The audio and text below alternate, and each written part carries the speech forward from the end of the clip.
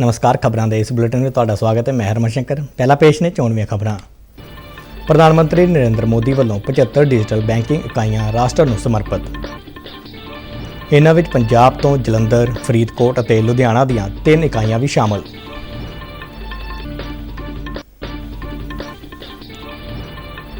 केंद्रीय गृह मंत्री अमित शाह ने नैशनल सिक्योरिटी गार्ड्स NSG के 38वें स्थापना दिवस मौके जवानों ते उन्हां दे परिवारां नूं वधाई दित्ती। केंद्रीय खजाना मंत्री निर्मला सीतारमण ने भारतीय अर्थचारे के ठोस बुनियादी सिद्धांतां की शलाघा की।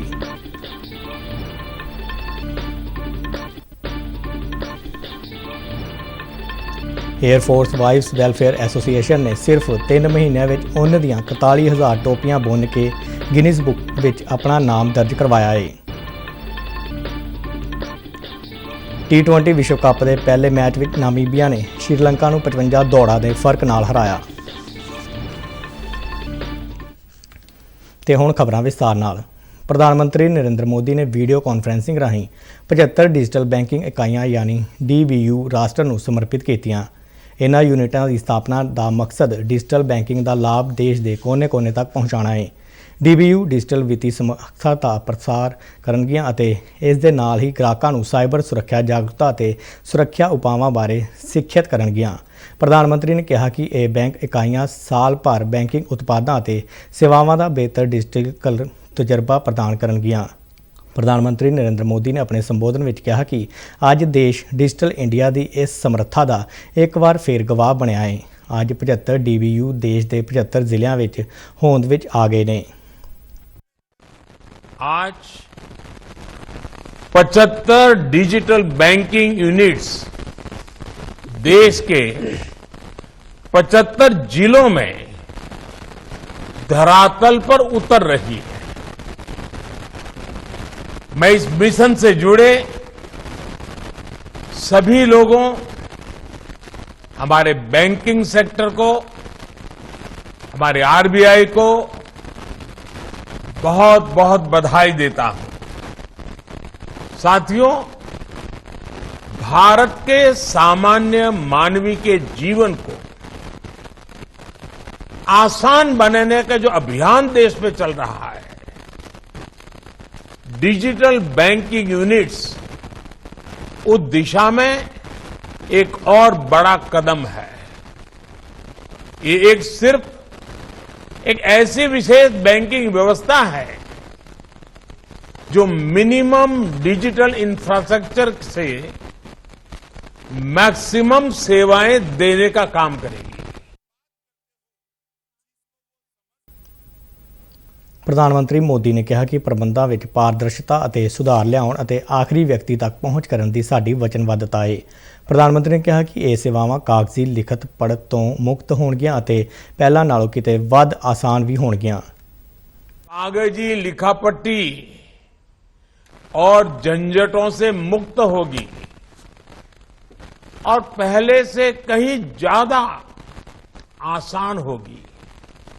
यानी इनमें सुविधा होगी और एक मजबूत डिजिटल बैंकिंग सुरक्षा भी होगी।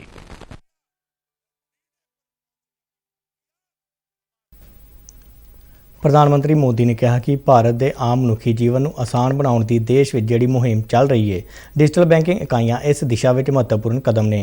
मोदी ने कहा कि साडी सरकार का टीचा आम लोगों को सशक्त करने का है। भारत के सामान्य मानवी को एम्पावर करना है, उसे पावरफुल बनाना है। इसलिए हमने समाज के अंतिम पायदान पर खड़े व्यक्ति को ध्यान में रखकर नीतियां बनाई और पूरी सरकार उसकी सुविधा और प्रगति के रास्ते पर चली। प्रधानमंत्री मोदी ने कहा कि बैंकिंग अज माली लैन देन तो किते वध गुड गवर्नेंस अते वधिया इकोसिस्टम नाल जुड़ गया है।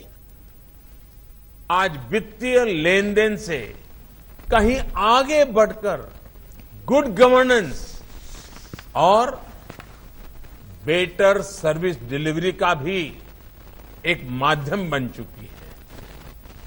आज इस व्यवस्था ने प्राइवेट सेक्टर और लघु उद्योगों के लिए भी ग्रोथ की असीम संभावनाओं को जन्म दिया है।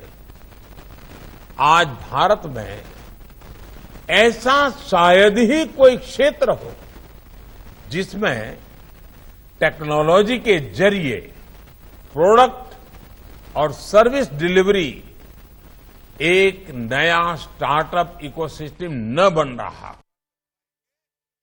इस मौके ते केंद्रीय वित्त मंत्री निर्मला सीतारमण ਅਤੇ RBI ਦੇ ਗਵਰਨਰ ਸ਼ਕਤੀਕਾਂਤ ਦਾਸ ਵੀ ਹਾਜ਼ਰ ਸਨ। ਇਸ ਵੀਡੀਓ ਕਾਨਫਰੰਸ ਵਿੱਚ ਜਨਤਕ ਖੇਤਰ ਦੇ 11 ਬੈਂਕਾਂ, 12 ਨਿੱਜੀ ਬੈਂਕਾਂ ਅਤੇ ਇੱਕ ਲਘੂ ਵਿੱਤ ਬੈਂਕ ਨੇ ਹਿੱਸਾ ਲਿਆ। ਜ਼ਿਕਰਯੋਗ ਹੈ ਕਿ ਕੇਂਦਰੀ ਵਿੱਤ ਮੰਤਰੀ ਨਿਰਮਲਾ ਸੀਤਾਰਮਣ ਨੇ 2022-23 ਲਈ ਕੇਂਦਰੀ ਬਜਟ ਦੇ ਭਾਸ਼ਣ ਦੌਰਾਨ ਦੇਸ਼ ਦੀ ਆਜ਼ਾਦੀ ਦੇ 75 ਵਰ੍ਹਿਆਂ ਦੀ ਯਾਦ ਵਿੱਚ ਦੇਸ਼ ਦੇ 75 ਜ਼ਿਲ੍ਹਿਆਂ ਵਿੱਚ 75 ਡਿਜੀਟਲ ਬੈਂਕਿੰਗ ਯੂਨਿਟ ਸਥਾਪਿਤ ਕਰਨ ਦਾ ਐਲਾਨ ਕੀਤਾ ਸੀ। ਇਸ ਦੌਰਾਨ ਪੰਜਾਬ ਦੀਆਂ ਫਰੀਦਕੋਟ, ਲੁਧਿਆਣਾ ਅਤੇ ਜਲੰਧਰ ਦੀਆਂ 3 ਡਿਜੀਟਲ ਬੈਂਕਿੰਗ ਇਕਾਈਆਂ ਵੀ ਪ੍ਰਧਾਨ ਮੰਤਰੀ ਨਰਿੰਦਰ ਮੋਦੀ ਵੱਲੋਂ ਰਾਸ਼ਟਰ ਨੂੰ ਸਮਰਪਿਤ ਕੀਤੀਆਂ ਗਈਆਂ। ਕੇਂਦਰੀ ਵਣਜ ਅਤੇ ਸਨਅਤ ਰਾਜ ਮੰਤਰੀ ਸੋਮ ਪ੍ਰਕਾਸ਼ ਇਸ ਮੌਕੇ ਜਲੰਧਰ ਦੇ ਇੰਡਸਇੰਡ ਬੈਂਕ ਵਿੱਚ ਮੌਜੂਦ ਸਨ।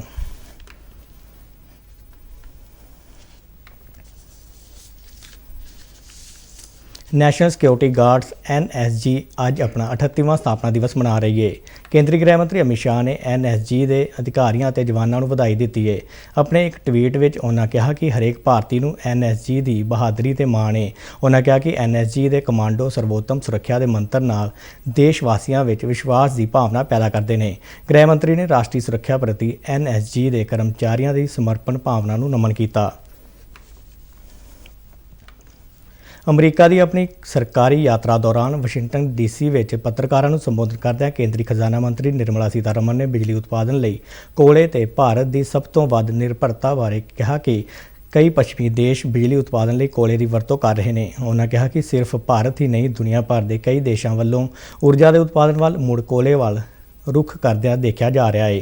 ਭਾਰਤ ਵਿੱਚ ਡਿਜੀਟਲੀਕਰਨ ਬਾਰੇ ਖਜ਼ਾਨਾ ਮੰਤਰੀ ਨੇ ਕਿਹਾ ਕਿ ਕਈ ਮੈਂਬਰਾਂ ਦਾ ਸੁਝਾਅ ਹੈ ਕਿ G20 ਦੌਰਾਨ ਸਾਨੂੰ ਇਹ ਦਿਖਾਉਣਾ ਚਾਹੀਦਾ ਹੈ ਕਿ ਅਸੀਂ ਆਪਣੀਆਂ ਡਿਜੀਟਲ ਉਪਲਬਧੀਆਂ ਲਈ ਕੀ ਕੀਤਾ ਹੈ, ਜਿਵੇਂ ਆਧਾਰ ਜਾਂ ਡਿਜੀਟਲ ਐਪਲੀਕੇਸ਼ਨ ਦੇਸ਼ ਵਿੱਚ ਵੱਡੀ ਆਬਾਦੀ ਵਿੱਚ ਵਧੀਆ ਕੰਮ ਕਰ ਰਹੇ ਨੇ।